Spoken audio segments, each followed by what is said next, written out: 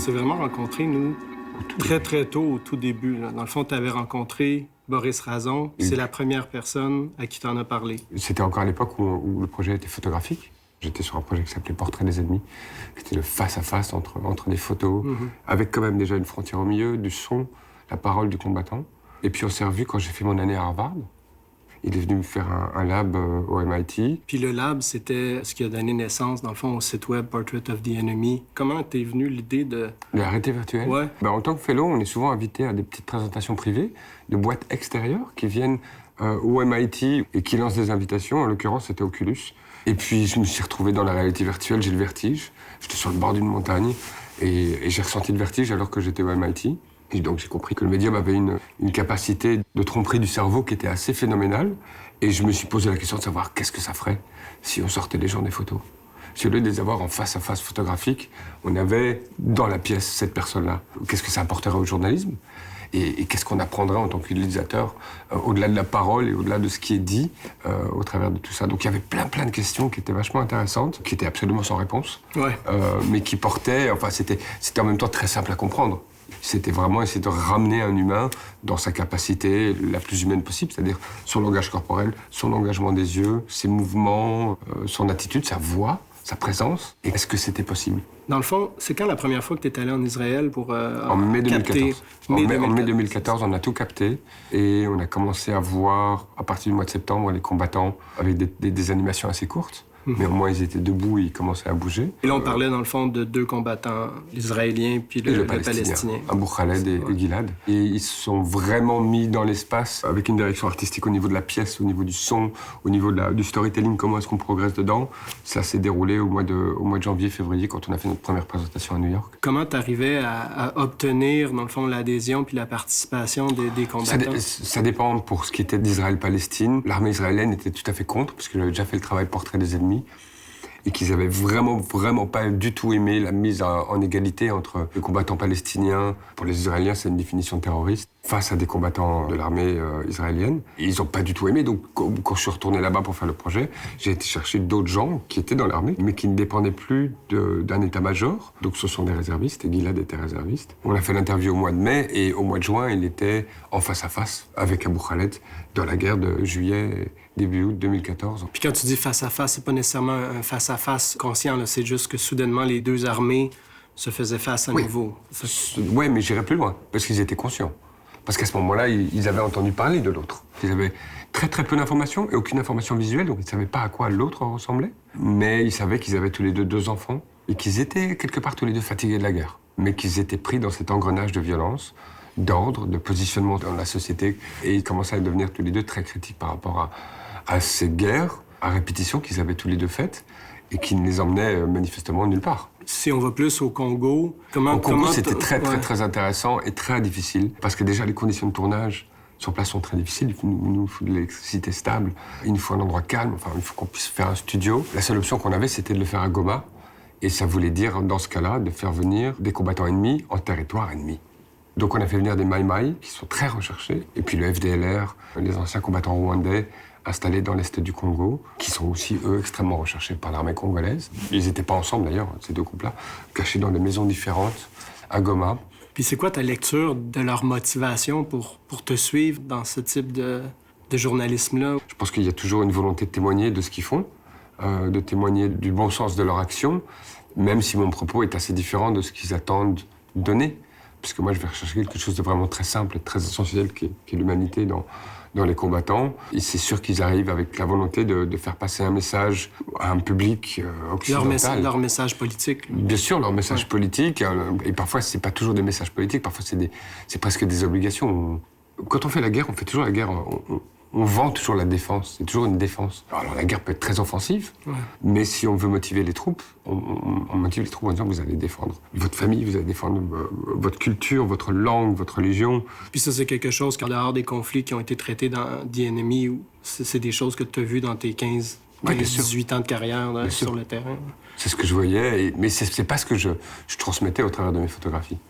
Donc finalement, c'est né d'une expérience de terrain que je n'arrivais pas, au travers du médium que j'avais, à faire passer. Puis là, avec Enemy, c'était soudainement l'occasion de changer ta lentille. Ouais, D'avoir un propos qui était beaucoup plus simple, en fait. Qui n'était pas celui d'expliquer une guerre, mais d'aller vers quelque chose qui était beaucoup plus simple, en fait, qui était la parole du combattant face à la parole d'un autre combattant. Et puis, je pose 2 types de questions. Les questions que je pose sur l'autre. Qui est ton ennemi? Pourquoi est-ce que tu l'as tué? Donc là, on est dans la notion du fantasme, de ce qu'on nous a dit, de ce qu'on pense de l'autre. Donc on est souvent dans le stéréotype. Et on va être dans la défense. Il m'a pris ma terre. Il m'agresse, il agresse les gens dans nos villages. Enfin, bon, il y a une histoire d'agression et de défense dans ce cas-là. Et puis quand on leur pose des questions sur eux-mêmes, c'est quoi la violence pour vous? Est-ce que vous avez des cauchemars? Est-ce que vous avez des rêves? C'est quoi le plus beau jour de votre vie? Et là, tout d'un coup, les paroles se révèlent similaires. Et ça, c'est ce que j'ai vu sur le terrain. Et c'est ce que je voulais faire apparaître. Et la simplicité des questions qui désamorce assez fort d'ailleurs les combattants, parce que c'est pas souvent même des questions qui se posent eux-mêmes. Et c'est quelque part normal. Enfin, je veux dire, ils sont dans un engrenage de violence, un engrenage de survie. C'était quoi la plus belle journée de ma vie? Peut-être qu'ils y pensent de temps en temps, mais ils communiquent pas là-dessus. C'est pas des questions auxquelles ils s'attendaient. Donc c'était des réponses qui étaient souvent très fraîches, très inattendues et très simples. Si on va sur le Salvador, là, ça a été un petit peu particulier parce que c'est un conflit de gang. En dehors d'avoir vu cette humanité commune chez chacun des soldats, c'est quoi les différences? Le mécanisme est vraiment très similaire. C'est un mécanisme de déshumanisation qui se fait au travers de faits sur le terrain, parce que c'est quand même des terrains violents. Donc il y a des faits qui confirment l'histoire qu'on peut avoir de l'autre. Mais on est quand même aussi toujours dans une histoire. C'est-à-dire que tant qu'il n'y a pas de rencontre avec l'autre, on reste dans le fantasme. C'est quoi un terrain neutre là-bas qui vous a permis de... Une église épiscopale. Une église qui est en charge d'une forme de réconciliation. Il n'y a plus de réconciliation en route au Salvador entre les gangs. Il y en a eu une pendant quelques années qui était menée par le gouvernement, mais qui a été abandonnée. Aujourd'hui, il n'y a plus aucun pont entre ces 2 gangs. Comment, justement, on finit par rencontrer des gangs? Comment on arrive à les rencontrer? Et comment ça se passe quand on les rencontre? C'est vraiment exactement la même approche avec tous les combattants. Présentation de qui je suis, pourquoi je fais les choses. M'approcher de l'individu, de son humanité, lui poser des questions, de trouver des ponts communs. Il peut y avoir directement entre lui et moi. Et c'est là où ils se rendent compte que je ne suis pas du tout dans la recherche d'un message politique. Peux-tu donner l'exemple, dans le fond, que tu m'as raconté avec Vladimir ou Coqui, là, mais quand... C'est avec Coqui, oui. Coqui qui était très, très nerveux, qui était très désagréable, qui voulait pas du tout rester là, qui se sentait pas du tout à l'aise. Les combattants devaient venir, bien sûr, au tournage non armé. Et je crois qu'il s'est senti tout nu sans son arme. En territoire neutre, ça veut dire plus dans son territoire aussi. Donc insécurisé. Et il a fallu quand même pas mal de temps pour le mettre à l'aise. Et j'ai vu très vite que Coqui était sûrement le personnage que je voulais garder dans mon face-à-face, parce qu'il était tout petit, mais il est plus grand que la vie, quoi. Il a une parole, il a une attitude, il était tatoué des pieds à la tête. Il portait la guerre sur sa peau comme je la cherchais quelque part visuellement. Mais par contre, la position dans laquelle il est arrivé à l'interview, il allait jouer au cow-boy. Il allait jouer à « moi je tue, il n'y a aucun problème et ça me fait plaisir ». Et donc il fallait craquer cet homme-là. Enfin, il fallait le craquer, sauf que bon, c'est un gars qui tue. Donc on ne craque pas les gens qui tuent facilement. Et je l'ai pris de front. Je l'ai pris de front avec les 50 mots d'espagnol. Et je lui ai dit qu'il était fou, mais que s'il y avait un fou, j'étais peut-être sans doute plus fou que lui. Parce que moi, j'étais vraiment très très loin de chez moi. Mais si j'avais fait ce chemin-là, c'était pas pour voir sa folie, mais pour voir son humanité. Puis comment ton équipe, qui était en périphérie, a réagi à ça? L'équipe était... Moi, je les avais j'avais une personne dans l'oreillette qui me disait « Arrête de déconner, ne le prends pas comme ça, c'est dangereux. » Mais en final, il a vraiment craqué. Il a été très étonné de ce que je cherchais. Et je pense qu'il a même été très touché de ce que je cherchais. Il s'est dit « Quelqu'un qui s'intéresse à qui je suis, vraiment. » Et donc, il m'avait vraiment compris que j'étais pas là pour le juger. Que j'étais là pour le rencontrer, pour comprendre pourquoi il faisait les choses, qu'est-ce qui portait encore en lui de souffrance par rapport à ses actes, de peur par rapport à ce qui pourrait lui arriver à lui ou aux gens qu'il aime. Et il nous a parlé d'un cycle de la violence dans lequel il était, et je trouve qu'il l'a fait de manière magnifique, parce qu'il l'a fait d'abord très simplement, et puis il me semble de manière très très honnête. Puis là, aujourd'hui, dans le fond, on arrive 4 ans plus tard. Es-tu satisfait du niveau de... Ah, je suis totalement satisfait. Ça a même été au-delà de mes espérances. J'avais pas rêvé dans mes rêves les plus fous qu'autant de gens le comprennent. Que les gens pleurent? Que les gens pleurent, que les gens comprennent, que les gens en parlent par l'après, que les gens se rendent compte du message et qu'ils le fassent sien, parce qu'ils l'ont vécu au travers d'une expérience qui va leur appartenir à partir de là. Il y a peut-être une dernière chose, mais elle est en développement, c'est de comprendre neurologiquement qu'est-ce qui se passe dans la tête des gens.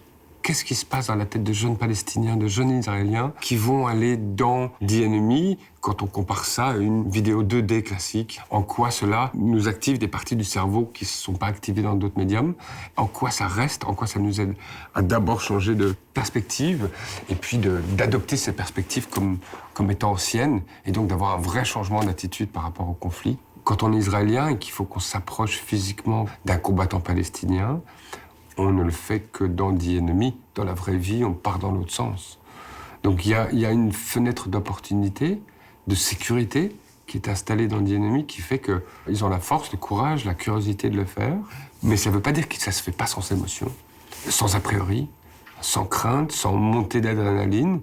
Et donc le fait de s'en approcher, c'est absolument incroyable. Je pense que c'est ça la physicalité de The Enemy. Et quand on a un lien avec un conflit, qu'on s'approche de son ennemi, on n'y va pas de manière si innocente que ça. Et je pense que la charge émotionnelle qui en ressort de ça est vraiment très intéressante. Je le dis souvent et presque à chaque fois, mais je faisais des histoires, aujourd'hui je fais des expériences. Et c'est quelque chose qui dépasse la notion d'histoire. En fait, en tant que journaliste, on a envie de mettre les gens dans nos chaussures. C'est ça qu'on fait d'une certaine manière. Enfin, moi, en tant que photographe, je leur proposais de regarder ce que j'avais vu.